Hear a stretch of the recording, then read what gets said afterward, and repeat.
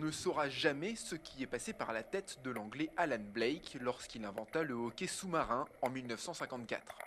Aujourd'hui pratiqué un peu partout dans le monde, comme dans cette piscine d'Istanbul en Turquie, ce sport reste pourtant extrêmement confidentiel et assez opaque au premier abord.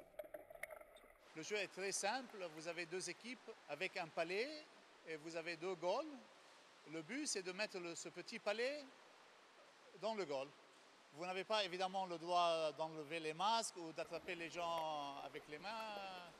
Ajoutez à cela qu'il se joue avec des crosses à 6 contre 6 dans une piscine d'au moins 2 mètres de profondeur et vous en saurez suffisamment pour vous intéresser au hockey sous-marin. Un sport exigeant qui a séduit Cem, le capitaine de l'équipe. C'est un sport très créatif. Sous l'eau, vous êtes dans un environnement en 3 dimensions. Ça se joue au fond de la piscine. C'est basé sur le souffle et l'apnée. Le travail d'équipe se fait sous l'eau. Il est toujours question d'équilibre entre ceux qui plongent et ceux qui remontent à la surface. C'est un sport très différent.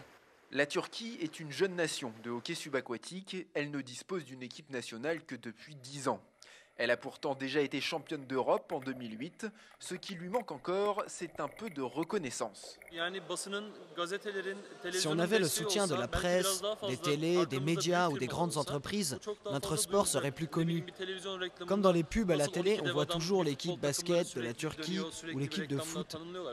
Nous, on a remporté plus de titres qu'eux, mais personne ne connaît notre sport. Trop difficile à suivre depuis le bord de la piscine, les matchs sont parfois filmés grâce à un système de caméras sous-marines et retransmis en direct sur Internet.